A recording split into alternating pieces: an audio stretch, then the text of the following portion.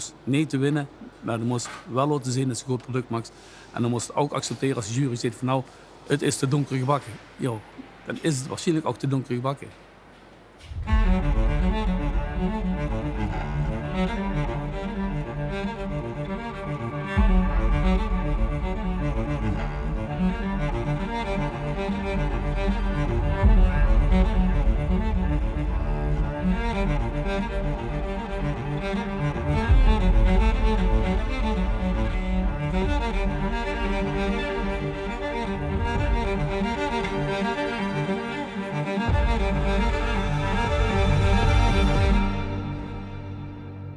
Vorig jaar hebben we de appeldikselvlaai en de appelkoersvlaai in moeten leveren.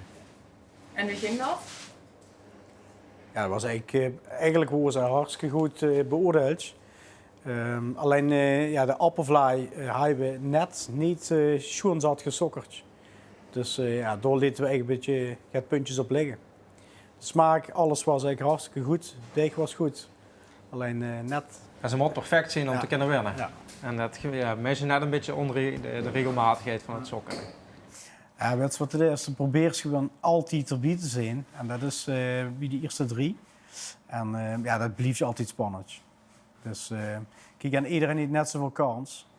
Dus ja, spannend blijft het altijd. Dat is Marcel. Goedemorgen Marcel. Dag Mark. Ah. Ja, goed hè? Ja, we zullen tegen naar een bijna wedstrijd hè. Ja, het is bijna zoiets. Dus we zijn eigenlijk wel heel benieuwd. Ja, ja, sowieso hè. Het begint wel te kriebelen nu. Het begint weer een beetje te kriebelen, dus we zijn eigenlijk wel heel benieuwd welke vlaai het dit jaar weer gaan weren. Ja, wat doen we op zo op? Op ze gaat. Ja, ik hoop eigenlijk een beetje op de Rieste. Ja, dan heb je geluk, want het is Rieste Flying Keesenstrui dit jaar. Oh, kijk eens dat aan. is, ja, met de grummel zitten we er ook altijd goed bij, dus dat is niks mis met. Tegen naar, nee, Rieste Flying Keesenstrui. Nou, dat is perfect. Dan kennen we wel wat meer dingen. Jazeker. Nou, daar zit hem op. Ja, En veel succes met de wedstrijd. helemaal goed. Hartstikke bedankt. Hoi Hoi. hoi. Hoi. Hoi. Nou, eerste reactie. Ja, dat is natuurlijk wel Dat leuk. is tof. Dus, Ja, goed. Nu moeten we het wel nog gewoon maken. Ja, Hè? We precies. zijn er zelf van overtuigd. En als een kleintje ook. En nu we nog de goede vlaai inleveren, dan Ja. komen we er weer voor. Ja. Waarom is deze wedstrijd echt? Goeie vraag. Een hele goede vraag, weet ik niet. Echt niet. Want wij doen niet mee. Want dan wordt gekeken, hoe vanuit de bakker hoe die vlaai moet zijn. Als jij van de meest vloeibare rijstevlaai houdt en ik maak hem heel stijve rijstevlaai en je moet hem dan worden zeggen, ja, dat vind ik niet te eten. Een 1. Ja, dat is dan beter. Dat is best moeilijk om daar de standaardisatie vind ik best wel moeilijk. Dat is ook een moeilijk begrip hoor. Dat snap ik bij hun dadelijk ook bij de Limburgse Vlaai. Om zo'n wedstrijd te houden van ja, wat is dan de beste? Een moeilijk begrip, omdat iedereen over Limburgse Vlaai een eigen mening heeft. Kleur is goed. De kleur is schoon, ja. Schoon goudgroen gebakken. Joog. Gewoon jong. Zit er ook niks. Netjes. Iets, je moet op letten. Ja. Iets Klein- op een Op een raadsje rechtje. gelegen wat niet helemaal zuiver is. Dat is wel erg belangrijk. Kijk, hier is dan nog een vlekje. Met de keuring moeten we kijken dat we dat in ieder geval niet, hebben. Dat is van de schoen. Ja. De zoom is er niet helemaal perfect doorheen, want dat zie je. Ja. Heb je iets kleurverschil met het midden. onregelmatig. Dat wil zeggen dat er hier iets meer schoen heeft gezeten in plaats van riest. Dus, en ze loopt er niet helemaal uit. Een Riesevlaai zegt ze mag net lopen. Wij zeggen ik mag net niet lopen, want dan loopt ze van de teller af. Het is niet helemaal zuiver geweest, het rechtsgoed erop geloosd is. Dat is heel belangrijk. Hier is dus aan de structuur van de deeg Ontwikkeld dat er heel goed ontwikkeld is. Dat wil zeggen dat er een heel goed vuurproces in het gaat, noemen we dat. Dat de deeg goed afgekneed is, dat er een goede ries in het gaat. Dat er op temperatuur is geweest, de deeg. Dat is eigenlijk de bodem. De smaak is goed, daar zijn we het over eens. Er hoeft eigenlijk niet veel aan te gebeuren. Daar zijn we zoveel mee bezig geweest. Het recept is goed. De puntjes op die die details. zitten. Ja, Maar ja, de details maken het verschil. zo is dat.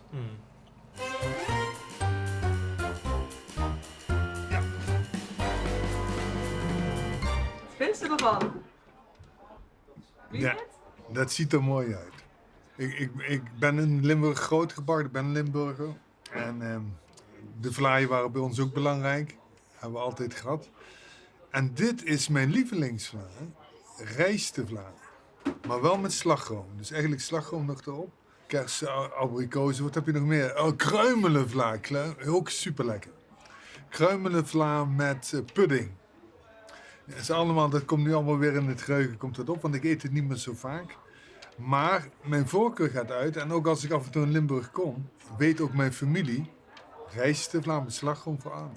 Ja. Vlaai is wel meestal de associatie met vrolijkheid en blijheid. Maar nu ik dit zeg, dan spreek ik mezelf ook een beetje tegen, want vlaai is ook al bij een afscheid van iemand. Het brengt wel mensen bij elkaar. Het voelt goed, het is prettig, het is een snelle, lekkere tussendoor. Dus voor de wedstrijd of zo, 2 uurtjes voor de... denk ik wel, een lekker stukje vlaai eten. Ja, dat nam ik wel eens mee. Of voor de training, of wat dan ook. En ook inderdaad na de training, even een kopje thee, een kopje koffie. Met een stukje vla erbij. Dat zijn wel tradities, ja. Doe de grootste maar. De grootste, wat is de grootste? Ja, perfect. Ga maar door hoor. Oeh, nice. Nice. Met slagroom, rijstslagroom. Ja. Zo, kijk eens aan. Wat een mooie traditie. En dit is, het raakt me in mijn hart en mijn ziel als ik in Limburg ben. En ik zie dit, jongen, dat is genieten. Ja, super. Smakelijk. Dankjewel, dankjewel. Top. Here we go.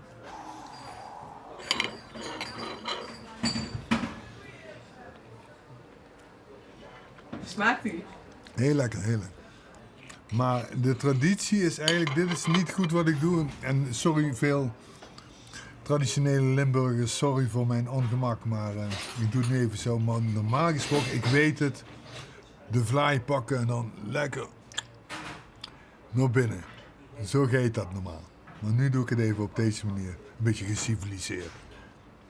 Toppie top. Het zijn 2 aparte vlaaien die allebei hun eigen aandacht nodig hebben. De Rietsenvlaai is gewoon een echte Limburgse vlaai die echt overal anders is, ook anders moeilijk te beoordelen. En de kruimelkersen is eigenlijk een vlaai die een goede balans moet zien. Meestal eten mensen kruimelpuddingvlaai, botterpuddingvlaai zeg maar. Maar de botterkersen is een stuk anders. Je kan ze niet met elkaar vergelijken.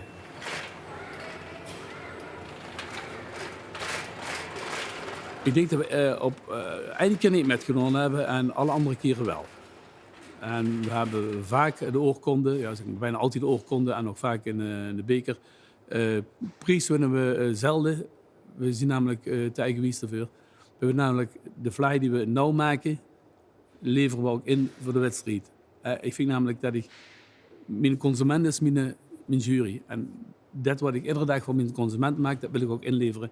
En daar wil ik niet lang over nadenken. Ik wil wel kijken tot hier langs elkaar leg van welke pak ik. Maar het is wel de standaard vlaai die we iedere dag maken en dat moet er ook heen.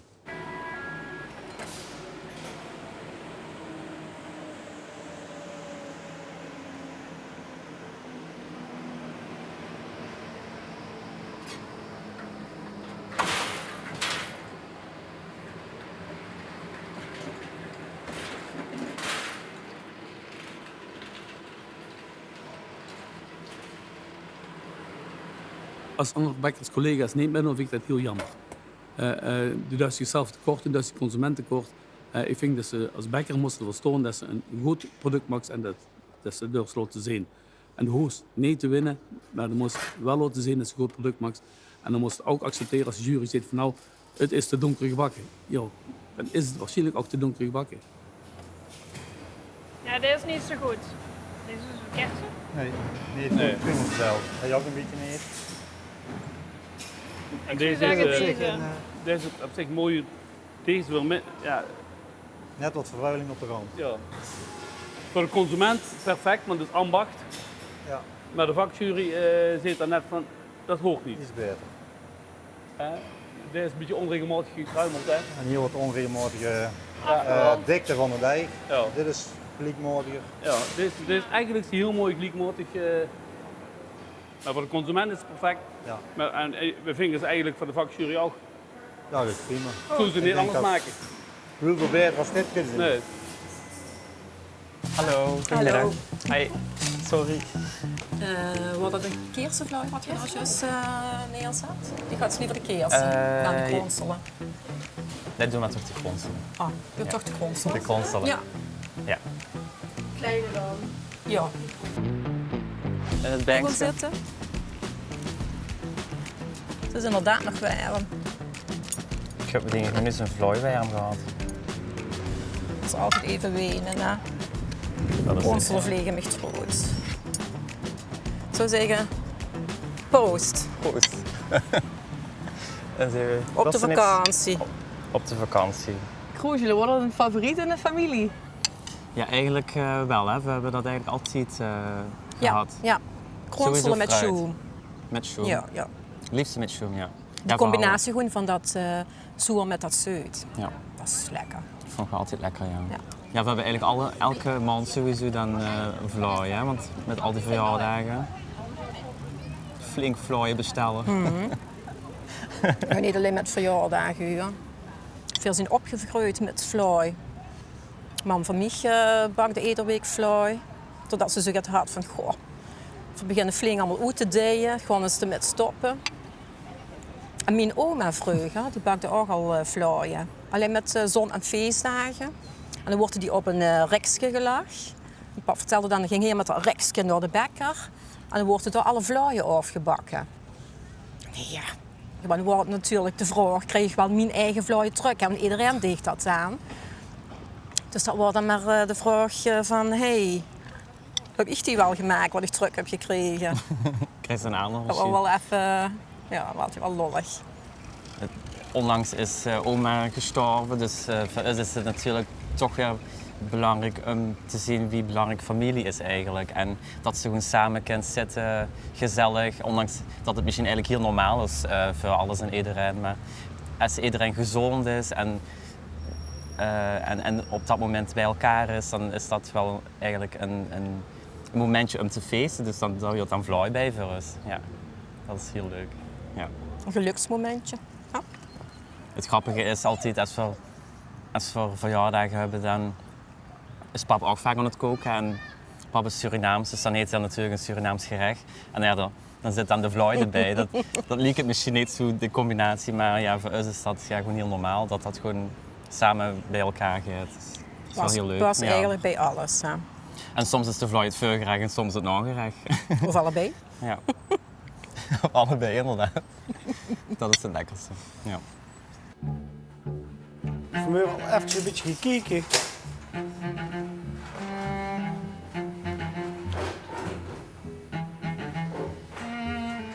Ik vind eigenlijk deze riesten. Hier hebben ze net een klein beetje een builtje in zitten. Deze riesten en deze grummelkiezen vind ik echt de schoonste. Ja. We hebben dus geëxperimenteerd met verse melk. En op een of andere manier kregen wij dat niet van elkaar, omdat die schoen, die hoort je het niet. En of die melk dan te vet is. Dus wij doen wel de melk met melkpoeier maken. Dus we maken zelf de melk ervan. En waarschijnlijk kun je dat meteen minder vet is. En dat ze dan wel blijft staan. Want met melk van de boer zakt je vlei bij ons te weer terug. Er zijn voorbeelden hoe het wel lukt. Ja. En het is voor ons wel een uitdaging om ervoor te zorgen dat het ons ook gaat lukken. Want dat kan wel. Ja. Maar voor nu hebben we hiervoor gekozen omdat we dan een stabiel goed product hebben. Ja. En dat is wel heel belangrijk richting de klanten. Dat ze weten dat ze altijd een goede rieste vlaai krijgen. Hey, daar. Goedemorgen. Ja. Niet gewoon, hè? Ja, dat zit hier al in. Daar nog in zitten. Ja. Dat ligt ook niet zo mooi. Dus, Ja. Ja, die zijn ook mooi, maar ze zijn net niet geworden. een goede keus, denk ik. Ik ga ze meenemen naar de jury. En Ja. dan horen jullie... Beetje voorzichtig rijden. Ja. je kan mij rijden. Ja, daarom. Nee, dat komt goed. Ik ga ze meenemen de set uit en dan horen jullie van ons. Helemaal goed. Dankjewel. Heel bedankt. Komt goed. Hoi. Hoi.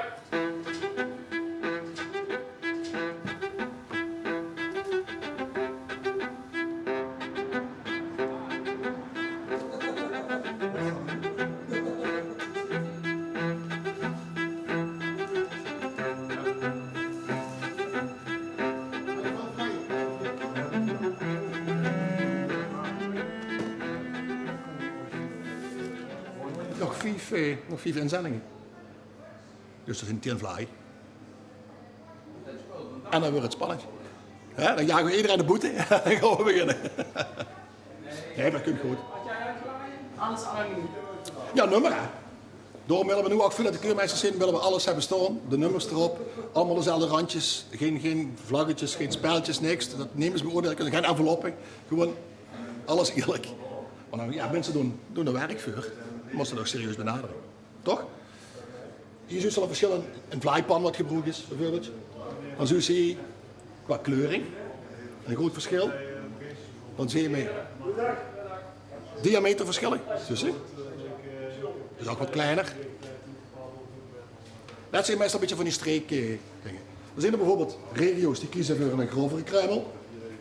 Maar er zijn ook regio's die kiezen voor een fijnere kruimel. De laatste dan? De laatste. Goed zo. Alles weer? Ja, ik heb nog 2 in de auto staan. Ja, maar alles wel in bijzonder. Ja, oké.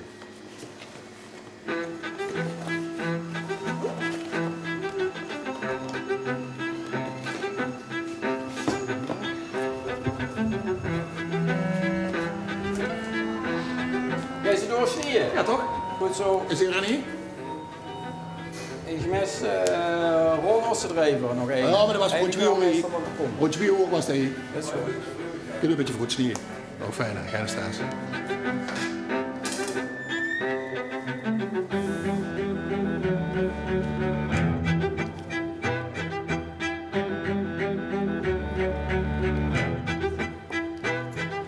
Jammer dat de kruimels een beetje te veel over de rand liggen, zie je dat?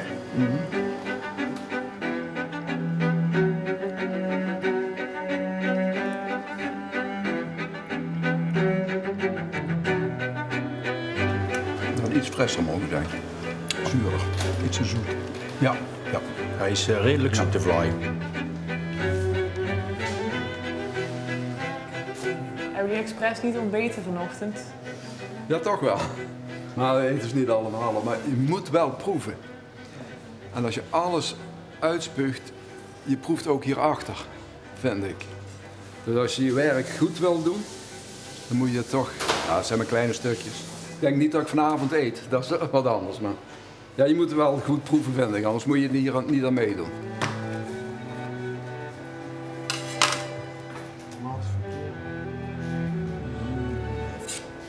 Maar dit is wel wie een Riese fly werd te zien. Mooi vol. Niet te stief en niet te slap. Loopt iets. Ja. Tussen. Ja. Blank. Onregelmatige bodem. Onregelmatige bodem.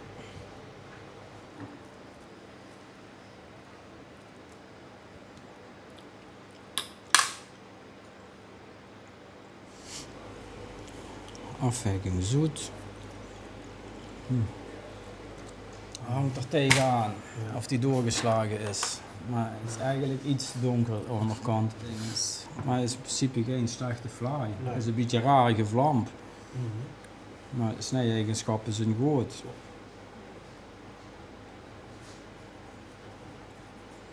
Dit is een fly voor een beker. Ja. En wie veel bekkers doen we met? Volgens mij wordt het er 49. En vorig jaar hadden we er iets meer, maar er zijn er in de tussentijd ook weer een paar gestopt. Dit zijn de laatste, toch? Ja. Och, doen David goed. Zo is het. 1034, Henk. Mooie verdeling van de bodem en de vulling, hè, qua hoeveelheid, zie je dat? Goede ontwikkeling. Ja, dan zie je hier ook mooie rijpe deeg, mooie vlaai. Hè? Ja. De galige bakken. Ja. Even de bodem proeven. Lekker. Is goed. Voor mij ook nog een stuk. Met kruimelvla moet je opletten dat het niet te zoet wordt. Met die kruimeltjes, suiker. De frisheid van de kers moet terugkomen. Dus daar moet je mee oppassen. Ja. Dus Deze is lekker. Deze is echt Deze lekker, ja. lekkere, ja. Ook ja. fijne bodem ook. Ja, is een hele goede vlaai. Goede verhouding van vulling, kruimel, kers, bodem. Ja, dat zie je ook terug. Verdeling ook van de kruimels, niet te dik, niet te dun. Ja. Netjes, ook heel netjes. Het zit allemaal op het keuringslijstje. Nou, we keuren op 5 punten. Bagaard, korstkleur, bodem, vulling, smaak en algemene indruk. En bagaard, korstkleur moet mooi goudbruin zijn, gebakken. Het moet natuurlijk niet te leeg of te donker zijn van boven. Dit vind je weer net iets te leeg van boven. Bodem, er moet geen bankloog in zitten. Vulling moet niet te stief en te slap zijn, het moet smeuig zijn. De ries moet gaar zijn. Nou, het aroma moet natuurlijk naar ries smaken. Het moet natuurlijk niet naar vanille smaken of naar citroen of wat ze misschien allemaal nog erin willen doen. En dan, ja goed, de snij-eigenschappen. Je moet in principe toch een stuk kunnen snijden en het zo vast kunnen houden. Het moet niet zo zijn dat het gewoon zo de drif of egal gaat. Maar dit is dus een smeuïge vulling. Oh my god, wat is dit? Hè? Dit is zeer, zeer apart. Dit is niet goed, hè? Nee. Dit is vanochtend bij de bakker is toch behoorlijk het fout gegaan. Bagaard, korstkleur, ja, dat is toch dat is een 8. Bodem, zeker. Ja. Ja. Vulling ook. Ja. Want hij had alles wat hij moest hebben. Aroma, smaak waren het ook over eens. Ja. Dus er worden 5 achten. Ja, 40 punten. En uiteindelijk wordt er dan een combinatie gemaakt tussen de rijsten en de kersen. Het totaal aantal punten van de 2 vlaaien, die bepaalt welke bakker de beste Limburgse vlaaibakker is. Bedankt, het is goed gegaan. Nu afwachten van onze collega's.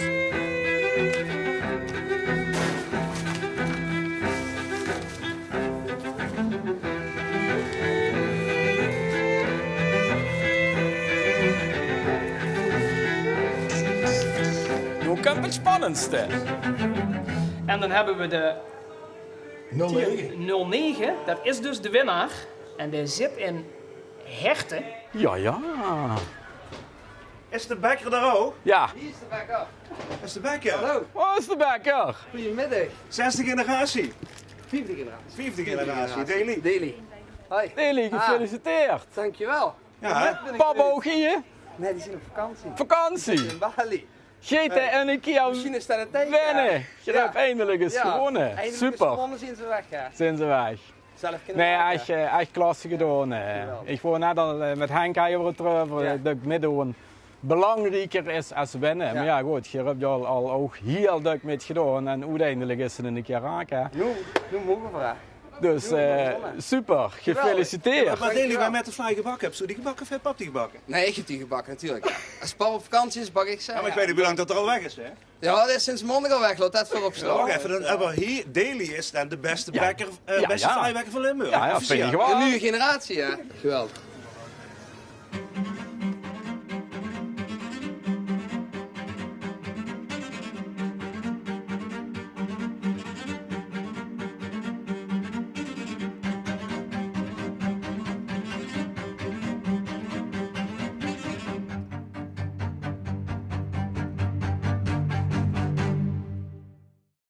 Weet je al wanneer het voor Joris? Nee, geen idee.